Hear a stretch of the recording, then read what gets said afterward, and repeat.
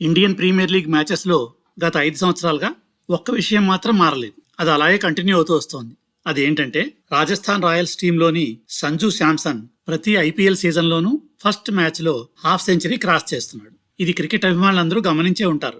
2020లో Sanju Samson Chennai super Kings తో ఆడిన match లో 32 బాల్స్ లో 74 రన్స్ చేశాడు. అలాగే 2021లో పంజాబ్ కింగ్స్ తో జరిగిన మ్యాచ్ లో 119 పరుగులు చేశాడు. 2022లోను 2023లోను కూడా సన్ రైజర్స్ హైదరాబాద్ తో జరిగిన మ్యాచ్ లో ఒక్కొక్క దాంట్లోనూ 55 రన్స్ స్కోర్ చేశాడు. ఈసారి ఐపీఎల్ 2024లో కూడా సంజు శాంసన్ ఆ అలవాటు తప్పలేదు. జైపూర్లోని సవాయ్ మాన్సింగ్ స్టేడియంలో లక్నో సూపర్ జైంట్స్ తో జరిగిన మ్యాచ్ లో సంజు శాంసన్ తన మాస్టర్ క్లాస్ బ్యాటింగ్ ని క్రికెట్ ఫ్యాన్స్ అందరికీ రుచి చూపించాడు. 82 పరుగులు చేసి అన్బీటెన్ గా నిలిచాడు. సంజు శాంసన్ ఈ గొప్ప కంట్రిబ్యూషన్ తోనే రాజస్థాన్ రాయల్స్ టీము 4 వికెట్లు కోల్పోయి 193 పరుగులు చేయగలిగింది. ఈ దెబ్బతో సంజు శాంసన్ తనేమిటో మరొకసారి టీ20 వరల్డ్ కప్ సెలెక్టర్లకు చూపించాడు. రాబోయే టీ20 వరల్డ్ కప్ లో ఆల్మోస్ట్ తన ప్లేస్ ని ఎస్టాబ్లిష్ చేసేసుకున్నాడు. నిజానికి రాబోయే ఐసీసీ టీ20 వరల్డ్ కప్ లో ఇండియన్ టీంలో వికెట్ కీపర్ కమ్ బ్యాట్స్మెన్ స్థానానికి 5 ప్లేయర్స్ పోటీ పడుతున్నారు.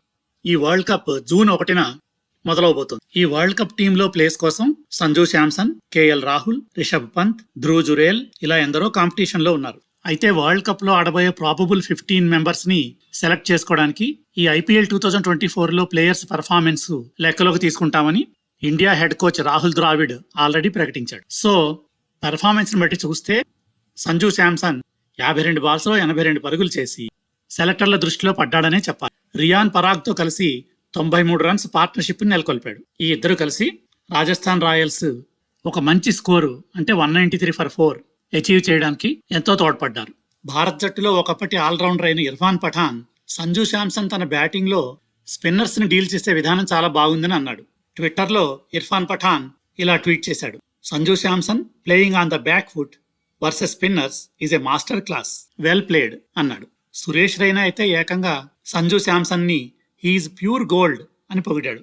ముఖ్యంగా మిడిల్ ఓవర్స్ లో అంటే 7వ ఓవర్ నుంచి 15వ ఓవర్ వరకు 27 బాల్స్ లో 43 రన్స్ చేసిన సంజు శాంసన్ ని సురేష్ రైనా ప్రత్యేకంగా అభినందించాడు. It was all about good timing అన్నాడు సురేష్ రైనా. సంజు శాంసన్ కి రాబోయే టీ20 వరల్డ్ కప్ లో ఇండియన్ టీంలో తప్పకుండా ప్లేస్ లభించాలని ఆశిద్దాం. Good luck to Sanju Samson.